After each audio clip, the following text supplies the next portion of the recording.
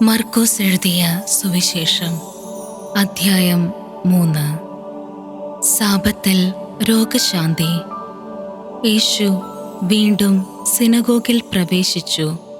കൈ ശോഷിച്ച ഒരാൾ അവിടെ ഉണ്ടായിരുന്നു.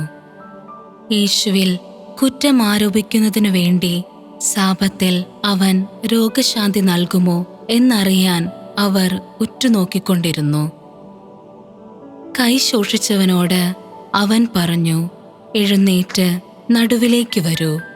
അനന്തരം അവൻ അവരോട് ചോദിച്ചു, സാബത്തിൽ നന്മ ചെയ്യുന്നതോ തിന്മ ചെയ്യുന്നതോ, ജീവൻ രക്ഷിക്കുന്നതോ നശിപ്പിക്കുന്നതോ ഏതാണോ നിയമാനുസൃതം? അവർ നിശബ്ദരായിരുന്നു. അവരുടെ ഹൃദയകാഠിന്യത്തിൽ ദുഃഖിച്ച് അവരെ ക്രോധത്തോടെ നോക്കിക്കൊണ്ട് യേശു അവനോട് പറഞ്ഞു, കൈ നീട്ടുക. അവൻ കൈ നീട്ടി, അതു സുഖപ്പെട്ടു. ഫരിസേയർ ഉടനെ പുറത്തേക്കിറങ്ങി യേശുവിനെ നശിപ്പിക്കുവാൻ വേണ്ടി ഹെരോദേസ് പക്ഷക്കാരുമായി ആലോചന നടത്തി.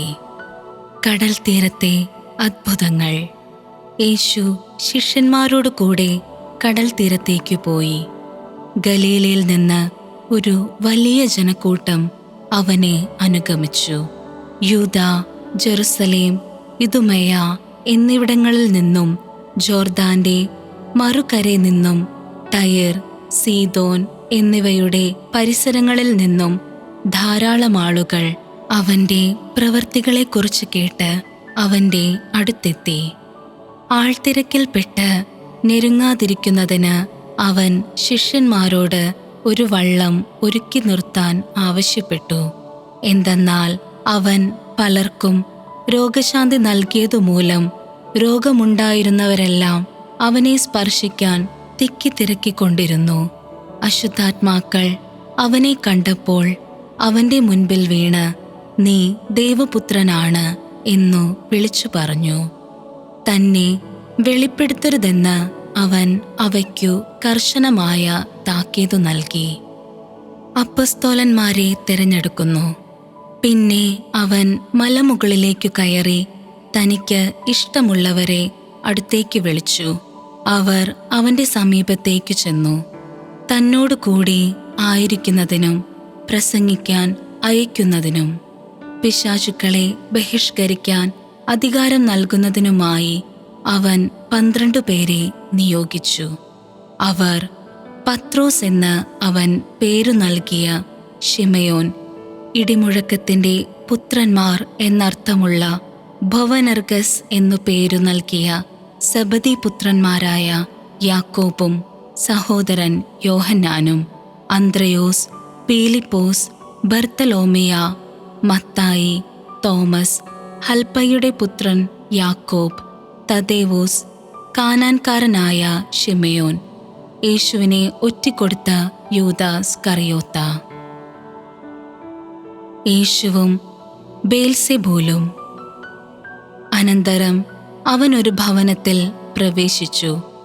ജനങ്ങൾ വീണ്ടും വന്നു കൂടിക്കൊണ്ടിരുന്നു. തന്മൂലം ഭക്ഷണം കഴിക്കാൻ പോലും അവർക്കു കഴിഞ്ഞില്ല. അവന്റെ സ്വന്തക്കാർ ഇതു കേട്ട് അവനെ പിടിച്ചുകൊണ്ടുപോകാൻ പുറപ്പെട്ടു. കാരണം അവന് സുബോധം നഷ്ടപ്പെട്ടിരിക്കുന്നുവെന്ന് അവർ കേട്ടിരുന്നു. ജെറുസലേമിൽ നിന്ന് വന്ന നിയമജ്ഞർ പറഞ്ഞു, അവനെ ബേൽസെബൂൽ ആവേശിച്ചിരിക്കുന്നു. പിശാചുക്കളുടെ തലവനെ കൊണ്ടാണ് അവൻ പിശാചുക്കളെ പുറത്താക്കുന്നത്.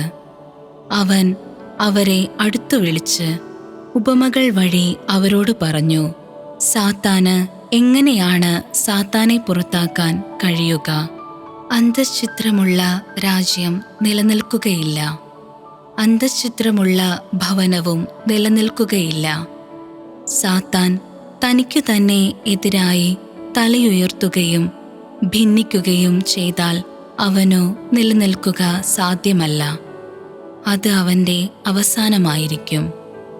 ശക്തനായ ഒരുവന്റെ ഭവനത്തിൽ പ്രവേശിച്ച് വസ്തുക്കൾ കവർച്ച ചെയ്യണമെങ്കിൽ ആദ്യമേ അവനെ ബന്ധിക്കണം.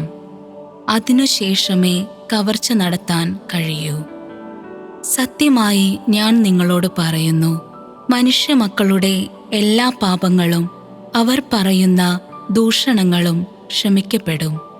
എന്നാൽ പരിശുദ്ധാത്മാവിനെതിരായി ദൂഷണം പറയുന്നവന് ഒരു കാലത്തും പാപത്തിൽ നിന്ന് മോചനമില്ല. അവൻ നിത്യപാപത്തിന് ഉത്തരവാദിയാകും. അവൻ ഇങ്ങനെ പറഞ്ഞത് തനിക്ക് അശുദ്ധാത്മാവുണ്ട് എന്ന് അവർ പറഞ്ഞതിനാലാണ്. യേശുവിൻ്റെ അമ്മയും സഹോദരരും.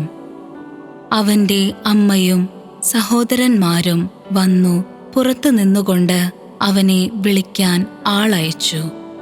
ജനക്കൂട്ടം അവനു ചുറ്റും ഇരിക്കുകയായിരുന്നു.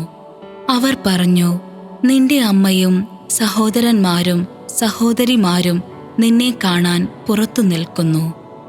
അവൻ ചോദിച്ചു, ആരാണ് എൻ്റെ അമ്മയും സഹോദരങ്ങളും? ചുറ്റുമിരിക്കുന്നവരെ നോക്കിക്കൊണ്ട് അവൻ പറഞ്ഞു, ഇതാ എൻ്റെ അമ്മയും എൻ്റെ സഹോദരങ്ങളും.